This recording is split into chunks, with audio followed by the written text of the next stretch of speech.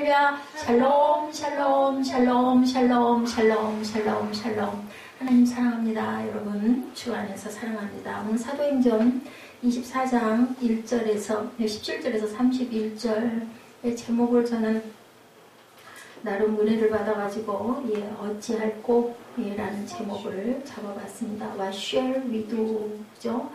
그러면 바울이 고백할 때도 What shall I do? 할 것 같아요. 이런 마음 뭐냐? 여러분들 전통이 뭐예요? 전통? 전통.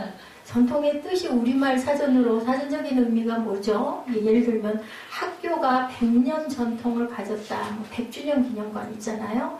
그럼 전통이라는 건 그동안 이러이러한 흐름으로 이러한 정신으로 이 전통을 내가 자랑한다. 대한민국의 전통은 무궁하다. 뭐 이런 전통.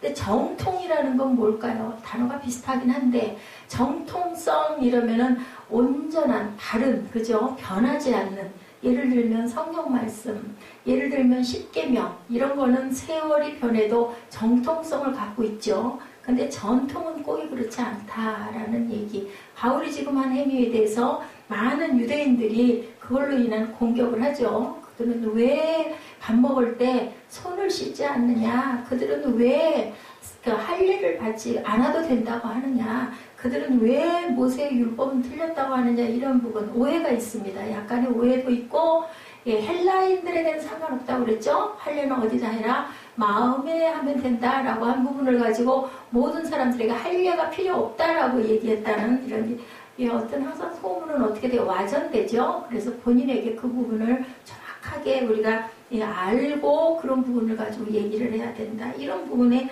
내용이 지금 오늘 본문 그 17절부터 31절까지의 내용입니다.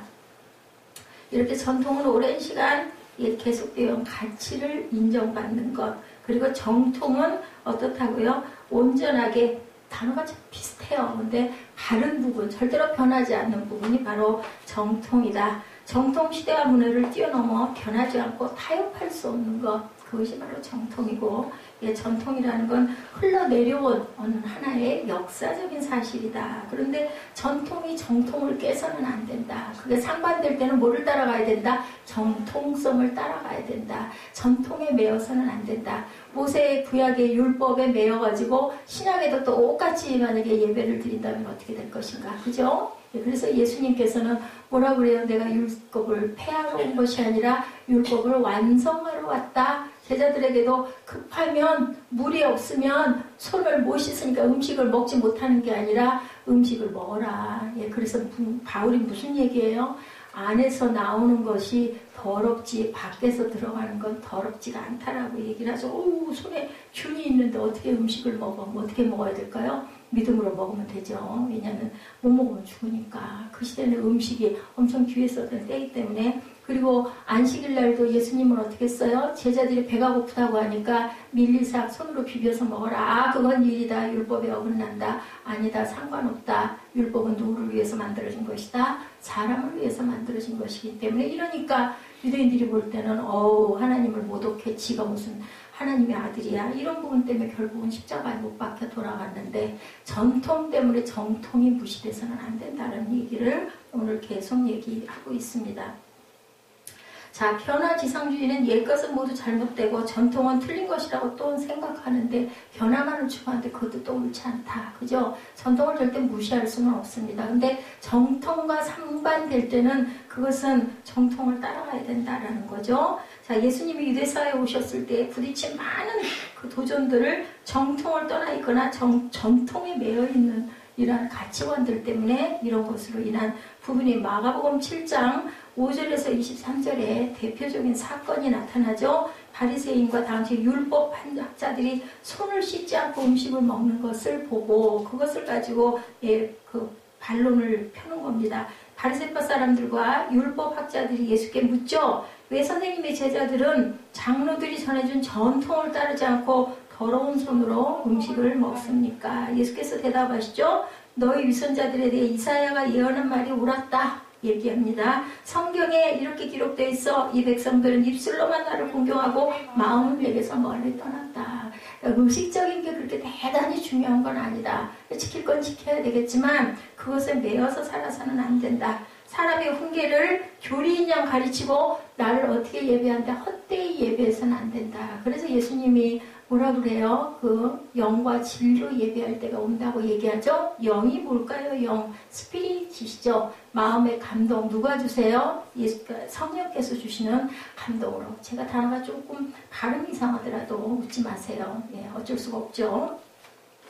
자, 너희가 하나님의 계명은 모르고 사람의 전통만 붙들고 있구나. 7장 8절에 증거합니다. 7장 7절에 사람의 계명으로 교훈을 삼아 가르치니 나여 헛되이 경배하는도다 하였느니라.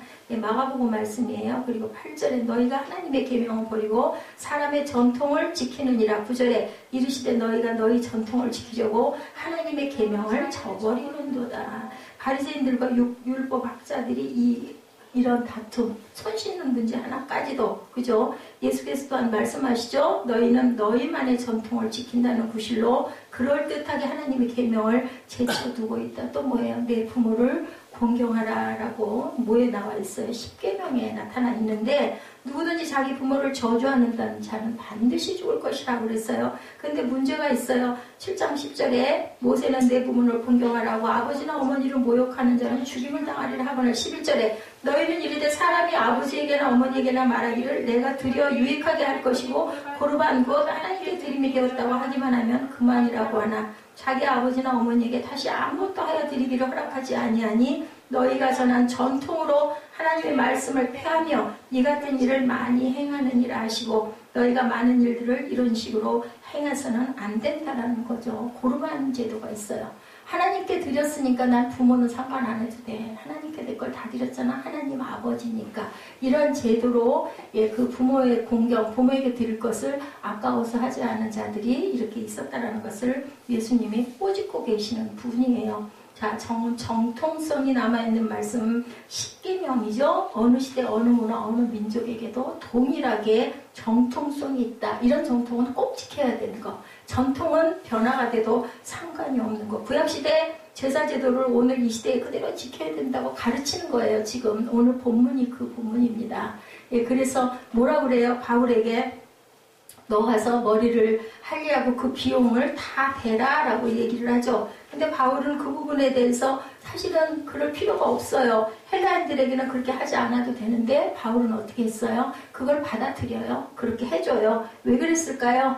예, 그들의 주장을 했다고 그렇게 정통성에 어긋나는 건 아니기 때문에 그것을 하죠. 자, 19절에도 보니까 바울이 문안하고 하나님이 자기의 사역으로 말미암아 이방 가운데 하신 일들을 누구에게 낱낱이 고해요? 야고보예요. 야고보가 여기서 누구예요? 자기 동생이에요. 동생인데 이 교회의 뭐예요? 담임이에요. 그러다 보니까 제가 이렇게 가서 사역을 이러이러하게 했습니다라고 낱낱하게 말했다고 그래요. 20절에 그들이 듣고 하나님께 영광을 돌리고 바울도로 이르되 형제여 그대도 보는 바 유대인 중에 믿는 자 수만 명이 있으니 율법의 열성을 가진 자야. 근데 너는 왜 그렇게 율법을 온전하게 안 지키니? 그 얘기를 하는 거죠.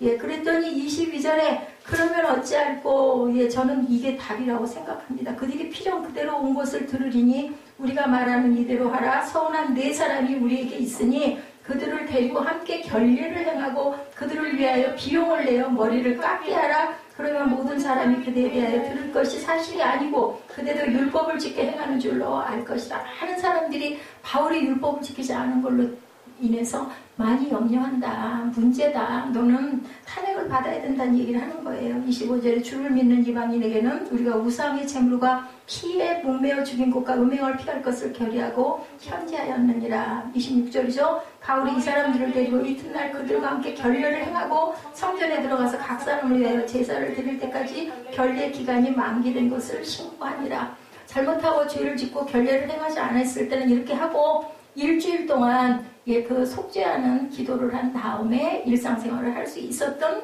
그러한 그 전통성이 있었다라는 거죠. 그것을 바울은 자기가 그렇게 할 필요가 없음에도 불구하고 그대로 했다라는 거죠. 그런데도 불구하고 뭐라 그래요? 바울이 잡히죠? 27절에 그 이래가 거의 참에 일주일 동안 이제 제사 드리고 결례기간이 만기된 것을 신고해서 그렇게 그대로 했는데 아시아로부터 온 유대인들이 성전에서 바울을 보고 모든 무리를 충동질을 하는 게 나타나요. 사단이죠. 28절에 보니 외치되 이스라엘 사람들아 도우라. 이 사람은 각처에서 우리 백성과 율법과 이것을 비방하여 모든 사람을 가르치는 그 자인데 헬라인을 데리고 성전에 들어가 이 거룩한 것을 더럽혔다.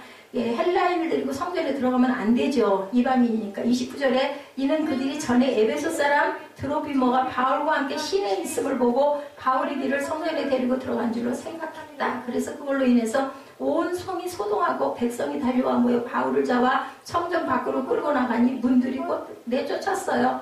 31절에 그들이 그를 죽이려 할 때 온 예루살렘에 요란하다는 소문이 군대의 천부장에게 들리니 로마의 천부장이 나중에는 그 뒤 후부분을 보면 바울을 보호하는 부분이 나타납니다. 뭐예요? 유대인들은 잡아 죽이려고 하고 예수님 때도 그랬죠?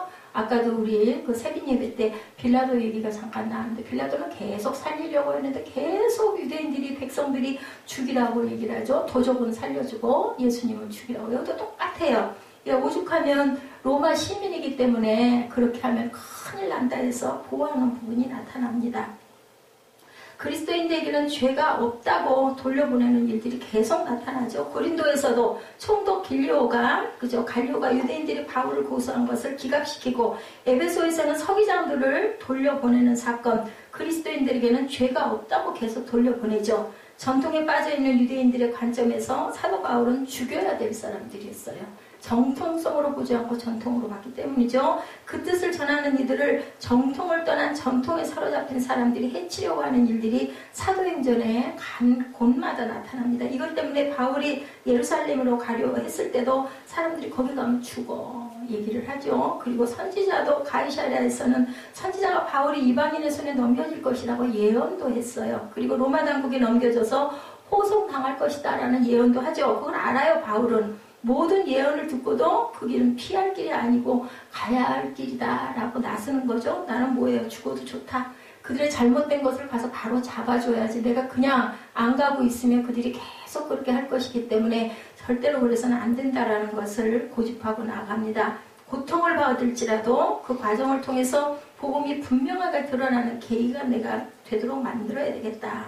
바울은 장차 예루살렘에서 어떤 고난이 기다리고 있을 줄까지도 알죠. 기도하는데 모르겠어요. 전통에 사로잡힌 유대인들이 자신을 어렵게 할 것이라는 것도 알고 율법으로부터 생겨난 전통과 정통을 상실한 죽은 전통에 사로잡힌 사람들이 바울을 고통스럽게 할 것을 그는 분명하게 알고 있었다. 근데 그들에게는 분명한 건 복음을 나타내야 된다. 만약에 예루살렘에 바울이 가지 않았다면 사도행전은 20장에서 끝나야 돼요. 근데 가죠. 그래서 1장부터 28장까지가 이어지는 것. 그래서 예수님은 뭐 하시는 건 율법을 완성하러 오셨다. 아까도 제가 말씀드렸죠.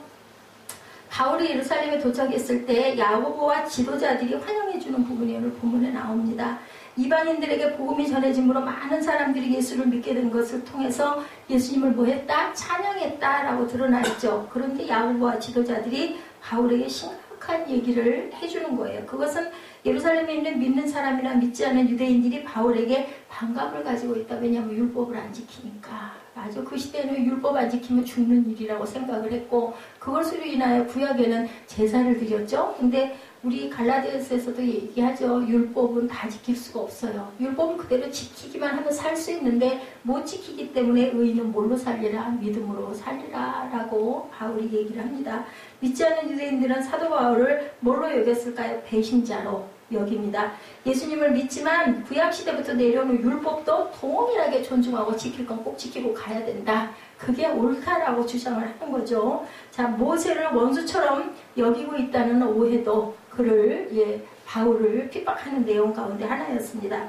바울이 이방인들에게 모세의 율법이 폐기되었다고 전파하고 율법으로는 의롭게 될 수 없기 때문에 더 이상 율법을 지키는 일에 묶여있을 필요가 없다고 가르쳤지만 갈라디아서 3장 12절에 보니 율법은 믿음에서 난 것이 아니니 율법을 행하는 자는 그 가운데서 살리라 라고 나오죠. 분명하게. 우리 금요 철야에 나왔던 부분이기도 합니다. 13절에 그리스도께서 우리를 위하여 저주를 받은 바 되사 율법의 저주에서 우리를 속량하셨으니 기록된 바 나무에 달린 자마다 저주 아래 있는 자다.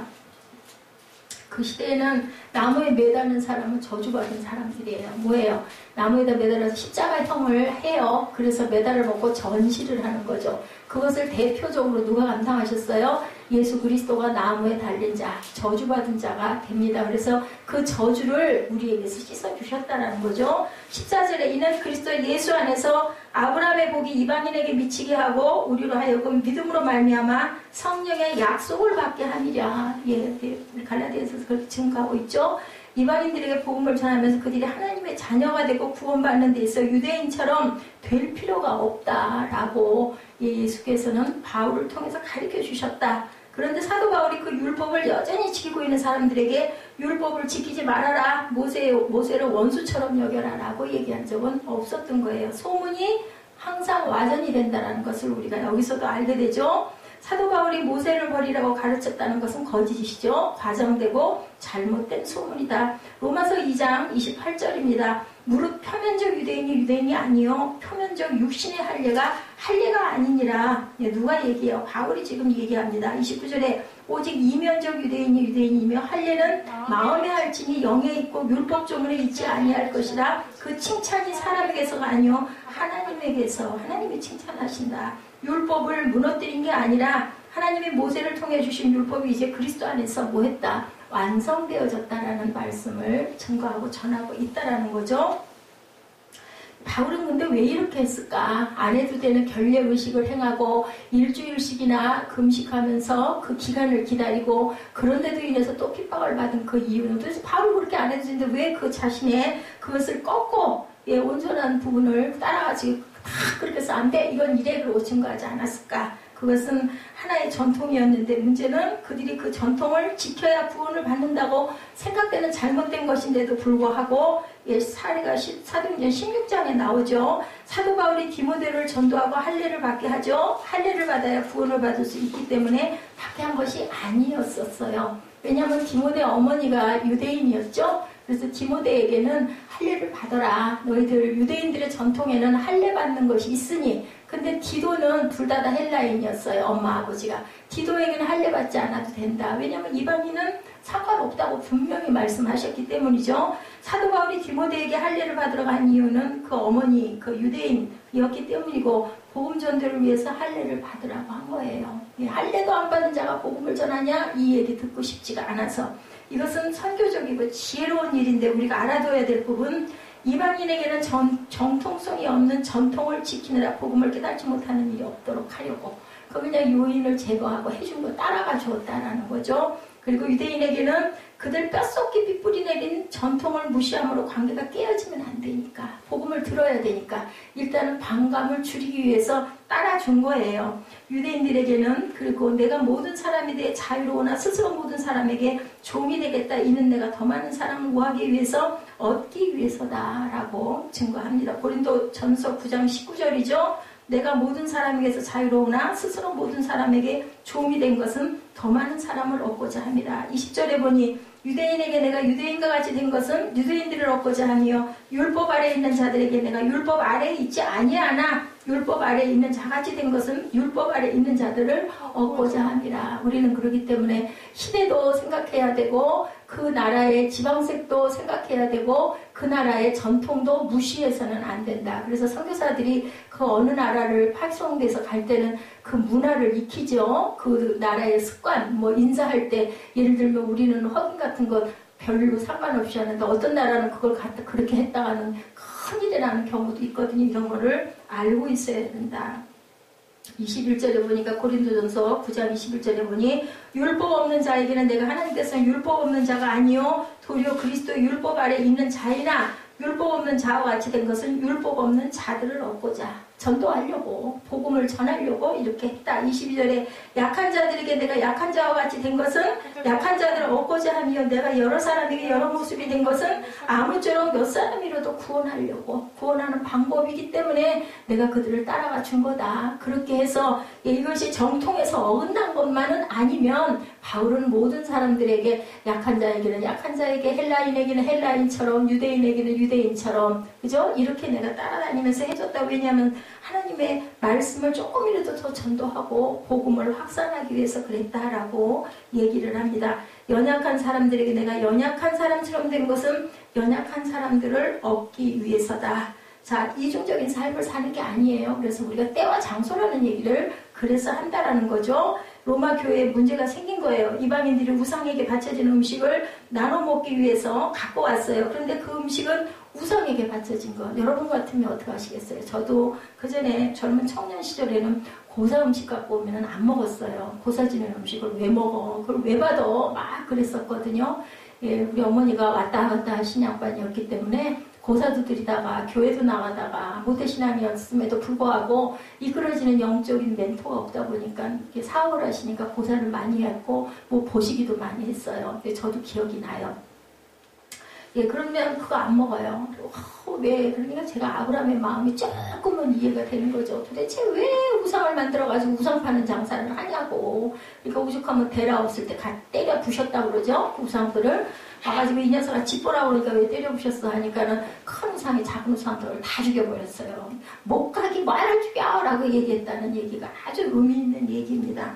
선한 의도로 예루살렘에 있는 유대인들에게 복음을 전하기 원했다. 이러한 여러 가지 오해와 과정과 추측과 편견과 잘못된 정통이 바울을 고난 속에 던져넣어서 결론은 어떻게 됐어요? 쫓겨나는 사태까지 일어난 것. 예, 오늘 말씀의 줄거리예요. 우리 조목조목 잠깐 보시고 은혜로 결단하시는 시간 갖는데요.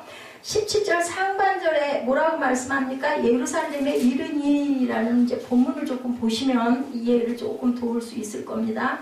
바로 그 분기점이다. 예루살렘에 이르니 바울이 이전에 안디옥의 사역을 가지고 갈 때 헬라 지역들을 전도로 다닐 때 그야말로 호응 경기를 했다. 왜냐면 그때는 모든 사람들이 바울을 막 추앙했고 따랐고 막 연보를 걷어가지고 막 전달하죠. 그런 일이 있었기 때문에 그는 예루살렘에 이르렀을 때는 여기서는 어떻게 했어요? 이제부터는 어디에 홈 경기가 아니라 어웨이 경기. 우리 홈그라운드라고 얘기하죠. 홈그라운드에서 너무 편하죠. 많은 사람들이 막 동의해주고 박수 쳐주고 열광해주고 그래서 막 마음껏 경기를 할 수가 있는데 어웨이 경기를 하면 어떻게 돼요? 모든 사람들이 다 박수 안 쳐요. 그 작은 나라 사람들 응원하지. 이런 상황이 됐다. 예루살렘 교회가 있기는 했지만 그 교회의 주축을 이루고 있는 본토박의 유대인 출신 교인들은 그가 지금까지 교제해왔던 디아스포라 유대인과 이방인 출신의 교인들과는 분위기가 다른 거예요. 율법주의 그리고 바울을 굉장히 못마땅하게 생각하는 그런 적지 가운데 들어와 있는 것과 다름이 없는 상황이다. 오늘 이 상황이. 그렇다고 해서 바울이 복음 전파 사역에 있어서 나약해진 것은 아닌데 전술을 바꿨다. 아까 제가 증거해 드렸죠? 여러분들에게 그렇게 했다라는 거죠. 복음 전파 사역에 끝까지 충성하기 위한 그런 그 방법이었다. 자, 교회들 사이에 오해나 갈등이 있을 때 우리는 양보할 줄 알아야 된다. 왜 그렇게 해서 전체가 화합할 수 있다면 우리가 하나님의 말씀에서 위법된 것만 아니면 따라가라. 뭐 이단 같으면 안 되죠. 하나님 말씀을 거꾸로 하거나 이러면 절대로 따라갈 수 없지만 이렇게 바울이 결례의식 행해달라. 우리는 유대인이기 때문에 정통성을 따라가야 된다. 할 때는 그냥 그래 내가 따라가 줄게. 나는 별 필요 없지만 이렇게 바울은 했다라는 거죠. 그래서 17절부터 21절까지의 말씀에서 보니 예루살렘에 도착한 사도 바울 일행은 교회와 성도들로부터 기꺼이 영접을 받게 되었는데 헬라 지역의 교회들이 그 모아서 바울 편으로 보낸 구제헌금은 이미 그때 전달이 됐어요. 거기에. 하지만 공식적인 환영 뒤에는 베일에 가려진 긴장이 있었다. 그 이튿날 그죠? 사도 바울과 예루살렘 교회 당 회원들 사이에 진행되었던 비공식적인 회담에서 나타내게 된 그 자리에 바울은 하나님의 자기의 봉사로 말미암아 이방 가운데 하신 일을 보고하죠. 누구에게? 야고보에게. 야고보가 동생이라고 얘기했죠. 예수님 동생 야고보. 그가 그런 특별 보호를 했던 이유는 예루살렘 교회 내에 있는 골수 유대인 교인들이 이방인 선교에 대하여 어떤 불신이나 의구심을 갖지 않게 하려고 낱낱이 보고를 하는 부분이 나타났어요. 그러니까 바울이 나름대로 굉장히 신경을 썼다는 것을 우리가 알 수 있습니다.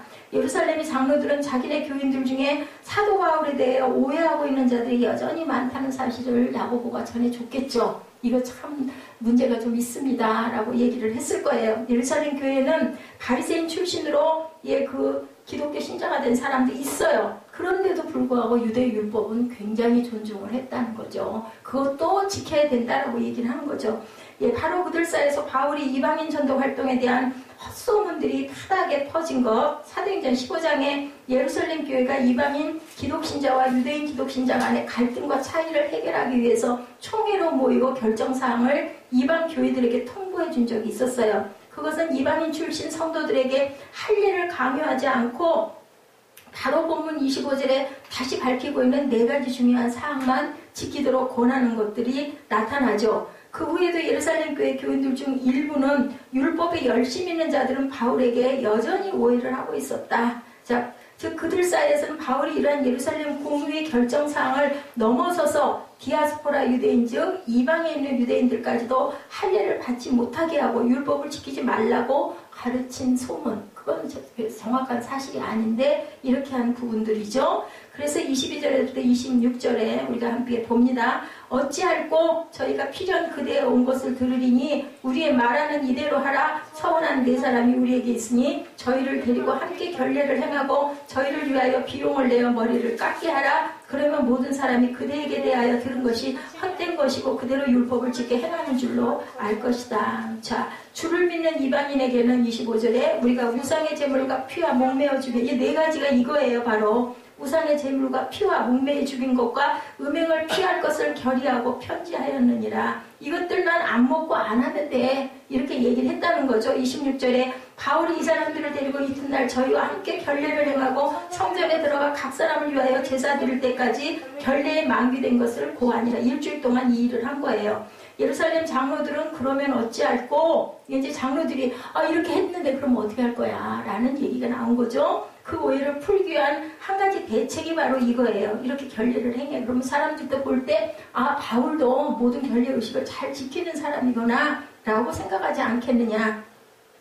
바울이 그런 나시린 서약이 만기된 성도들을 위해서 이발비용과 재물비용을 내어준다면 그들은 그 오해를 풀 것이다. 사도행전 18장 18절 하반절에 보면 바울이 일찍 서원에 있었으므로 갱그라에서 머리를 깎았더라라는 구절이 나타나 있습니다. 바울은 나시린 서원을 본인 스스로도 이미 이행한 적이 전에도 있었어요. 그래서 사도 바울은 그런 제의를 기꺼이 받아들이고 이튿날 4사람의 비용을 본인이 다 대주면서 저희와 함께 결례를 행했던 건데, 이 과정에서 바울이 신앙적인 양보나 후퇴는 없었고 다만 의식과 관습, 윤리에 관한 문제에 불과한 것들만 양보했다. 왜냐하면 그들의 마음을 사기 위해서, 그들을 온전하게 말씀 복음을 증거하기 위해서죠. 나중에 바울이 고린도전서 9장 20절에서 유대인에게는 내가 유대인과 같이, 아까 제가 여러분들에게 말씀드렸죠. 헬라인에게는 헬라인들처럼, 약한 자들에게는 약한 자들 같은 그런 마음으로 함께 그들을 공통의 어떤 유대감을 만들기 위해서 내가 이렇게 했다는 거죠. 자, 대적들로 위협을 받을 때 합력하여 선한 길로 이끄시는 하나님의 오묘하신 섭리를 우리는 신뢰할 줄 알아야 된다. 그래서 해외 선교를 가면 그 나라의 문화를 따라갈 줄도 알아야 된다는 거죠. 어디 가면 인도 가면 밥을 손으로 먹는다죠. 근데 우리는 그 젓가락을 사용하고 수저를 사용해서는 그들에게 반감을 받을 수 있으니까 그들의 전통을 따라가 줘라. 그래서 27절부터 30절까지 말씀이죠. 그 이래가 거의 참에 아시아로부터 유대인들이 성전에서 바울을 보고 모든 무리, 또 하나의 문제가 또 일어나죠. 이스라엘 사람들아 도우라. 이 사람은 각처에서 우리 백성과 율법과 이것을 회방하여 모든 사람을 가르치는 자인데 헬라인을 데리고 성전에 들어가 이 거룩한 것을 더럽히게 하였다. 아까 얘기했죠. 에베소에 있었던 그 이방인을 분명히 성전에 데리고 갔을 것이다. 근데 바울은 엄청나게 율법을 잘하는 사람이에요. 데리고 갔을 리가 없죠. 이런 오해를 받았다라는 거죠. 아시아에서 온 유대인들이에요. 이 사람들은 또 바울이 아시아에서 행했던 전도 사역을 잘 알고 있었기 때문에, 자, 첫째 고발 목적은 그들이 아시아에서 보았던 바울은 우리 백성과 율법과 이것을 회방하여 모든 사람을 가르치는 자다 그리고 헬라인을 데리고 성전에 들어갔다라는 거죠. 그 헬라인이란 드로비모라는 사람인데 에베소 교회에서 보낸 구제 헌금을 가지고 바울과 함께 예루살렘에 동행했던 성도였었어요. 근데 그걸 가지고 트집을 잡는 거죠. 예수님이 뭐라고요? 이방인들과 함께 식사하는 거 보고 막 그죠? 이방인들과 왜 식사하냐고 난리치고 베드로가 그죠? 함께 그들과 밥 먹다가 뭐 해요? 그 유대인들 보면 슬그머니 도망가고 거기에 바나바도 함께 합류하죠. 그걸로 인해서 바울이 야단을 치는 부분을 우리가 봐서 압니다. 이런 것과 똑같은 일이에요. 이방인 뜰과 유대인의 뜰 사이에 담이 있어요. 우리 보면 성소에 보면 거기에는 안뜰로 들어오는 이방인은 죽임을 당할 것이다 라고 써져 있거든요. 그래서 절대로 안뜰에 이방인은 들어가면 안 되는 거예요. 이거는 뭐예요? 율법이에요. 율법. 예, 그리고 바울이 그것을 안 지켰을 리가 없다는 거죠. 그런데도 그들은 막 그것을 선동을 합니다. 그래서 보면 31절에서 36절에 조금 뒷부분이기는 하지만 우리가 함께 보면 해석이 됩니다. 저희가 그를 죽이려 할 때 온 예루살렘에 소란하다는 소문이 군대의 천부장에게 들리며 저와 급히 군사들과 백부장을 거느리고 달려내려가니 저희가 천부장과 군사들을 보고 바울 치기를 그치는지라. 이에 천부장이 가까이 가서 바울을 잡아 두세 사슬로 결박하라 명하고 누구며 무슨 일을 하였느냐 물으니 무리 가운데 어떤 이는 이 말로 어떤 이는 저 말로 부르짖거늘 천부장이 소동을 인하여 그 실상을 알 수 없어 그를 영문 안으로 데리고 가며 명하니라. 바울이 총대에 이를 때에 무리의 포행을 인하여 군사들에게 들려가니 이는 백성의 무리가 그를 없이하고자 외치며 따라가니라. 예, 여기서 보호하는 부분들이 나타나죠. 유대인들이 막 바울을 죽이려 할 때 천부장과 군사들이 나타나요. 그래서 바울 친 것을 그치게 했다라는 거죠. 예, 바울을 잡아라. 33절에 천부장이 바울을 잡아라고 한 것은 똑같은 얘기가 아니에요. 바울 잡아 죽이려고 하는 걸 천부장은 바울을 잡아서 그를 보호했다라는 부분. 자, 로마 군대의 병영 안으로 데리고 가서 피하게 했다. 자, 여기서 들려갔다라는 말이 뭐냐면 무리의 포용으로 해서 군사들에게 들려가게 되었다라고 나오는데 공중에 높이 들려서 오죽하면 사람들을 위로 들어서 옮겨가지고 그들의 영 안으로 데리고 갔다. 그를 없이 하자 당장 죽이자고 외치고 선동을 했던 부분. 사람이 그냥 거기에 붙들리면 그냥 그죠? 법은 멀고 주먹은 가깝다고 그러죠. 이렇게 생기게 생겼으니까 바울이 보호를 받은 게 참 다행인 게 그가 로마 시민이었기 때문에 함부로 하면 안 되거든요. 그래서 로마에까지 가야 되는 부분이 있었기 때문에 바울은 보호를 받았다.